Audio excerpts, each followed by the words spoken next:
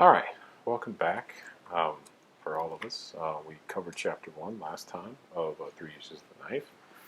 And just a quick recap, chapter 1, we identified the fact that drama is a part of our everyday interaction. It's a part of the ebb and flow of what moves us along. Our emotional experience, drama is a representation of our emotional experience.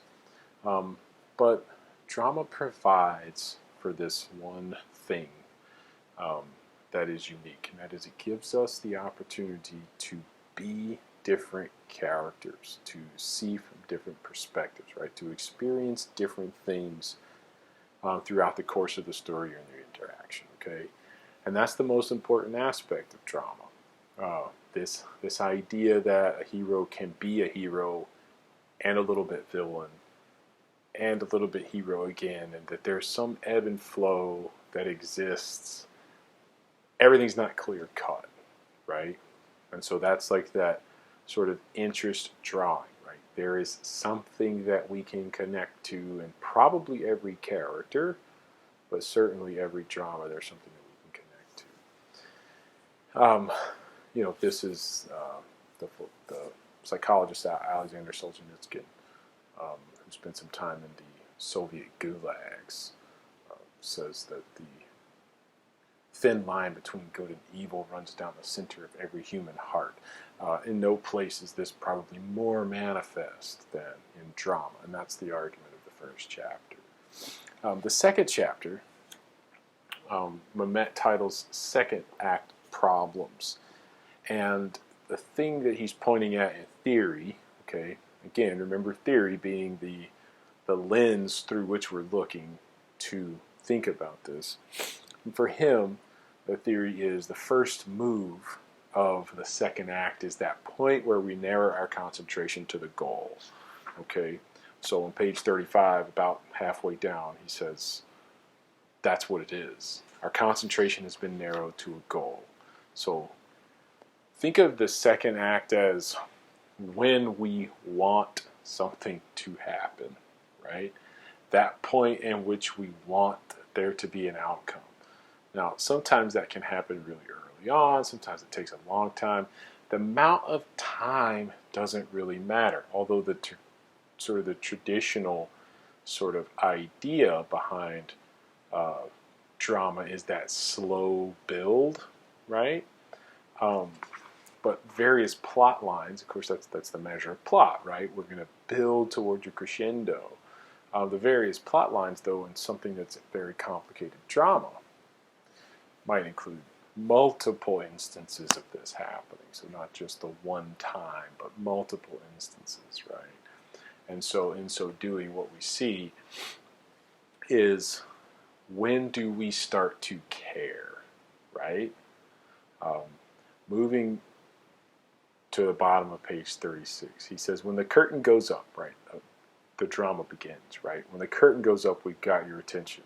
So we don't have to do anything for a while because you came there with some level of expectation. Moving on to page 37. The audience wants to be piqued, to be misled, to be disappointed at times, so it can finally be fulfilled. Therefore, the audience needs the second act to end with a question, right? So now that I'm connected, now that I care, now I want to know what happens. Now I need to exit the second act caring, right? And I think we could all say that there's a movie, there's a book, there's some story that's been told, and it's kind of like, what's the point, right? I'm not sitting through this. I'm sure that there's a movie that, unless we were, playing on Facebook or doing something else to distract us, that we've been so bored with, we're just like, this is not really catching me, and turned it off. How about a TV series or something like that you've watched and you've kept up with, and finally it was like, man, everything just went flat, right? This is what Mamet is talking about, right? The second act problem of the drama is that in the first act, we can create a connection, right? We're built-in expectation. We're there. We're at the theater. We're desirous of whatever it is that's the outcome. We are present for it. But what's going to keep me here? I need to care first, and then I need to have a question, right? Now, let's Look at the middle of page 40. He says, how many times have we heard and said, yes, I know that I was cautioned, that the way would become too difficult, and I would want to quit, and such was inevitable, and that exactly at this point the battle would be lost or won. Yes, I know all that, but those who cautioned me could not have foreseen the magnitude of the specific difficulties I'm encountering at this point. Difficulties which must sadly, but I have no choice, force me to resign the struggle. In short, to declare failure. It is the romantic model that entices us, that declaration. In the romance, the period of struggles is truncated, formalistic, capped with the intervention of the fairy godmother, whatever we want to call it, right? God, Santa Claus, whatever. The hero, right? We want to be rescued. We want it to go away. Now, Mamet is switching and saying, good drama is not, right? And remember, I asked you, the end of chapter 1, I asked you to write about a hero that has different characteristics, right? They're not all black and white hero. They're not all tremendous, done hero, over. He's just a hero. She's just a hero. No, it's not that. These things are much more complicated. Mamet's saying early on, that's in the character, that's in the connection that we have. That continues, right? That continues in the plot line. That continues in the relationship between characters. That continues in what's going to happen. It is not going to be a simple rescue me answer, right? He's going to call that trash. Now, I'm not saying that we don't enjoy that, right? We do. We enjoy the happy endings. We do. I mean, that's why they have the fairy tales. And he's going to point to later that those fairy tales were actually remakes. He thinks that the modern fairy tale has really been cheapened, right? Because everything is happily ever after, and that's just false. You remember early on in this class I talked about Pinocchio. Pinocchio is an adaptation from a book, one of Disney's earlier book adaptations, and they just adapted it straight from the book. In the book itself, there's nothing happily ever after about that. Pinocchio basically has to suffer almost to death to save his surely dying father before he can even realize what love is. He can't be real until he tells the truth. He can't be real until he risks his own life and becomes selfless. And he can't be real until he has courage. And these are all things that are not superfluous. They're not cheap. They are difficult. They're hard. They take energy. They take effort. They take frustration. They are painful for the protagonist. And then sometimes we see it in the antagonist too. In some of the other characters where there might be an excuse for their life, right? I mentioned Joker in the first lecture. They might have some reason for being the way that they are. Their life has been hard and it's been difficult.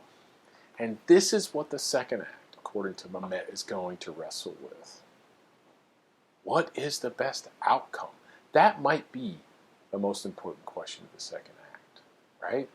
Not just what happens, and especially not we know this is going to end well, so how happily are they going to make this end, right? Is there anything worse in a movie where it's so predictable throughout the entire time?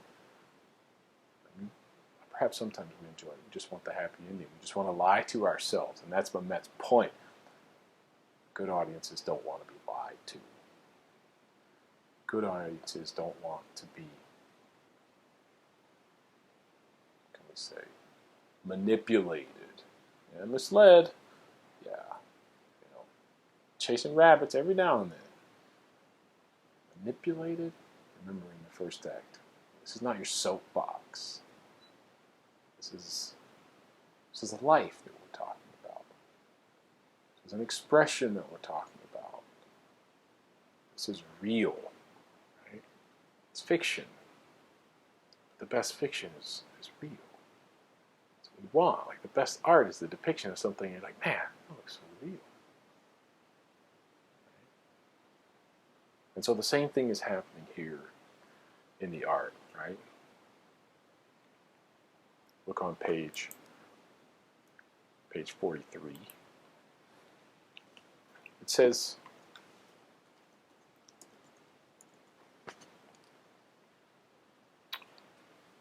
it's not natural to embrace these problems. Midway down 43, I apologize. It is not comfortable.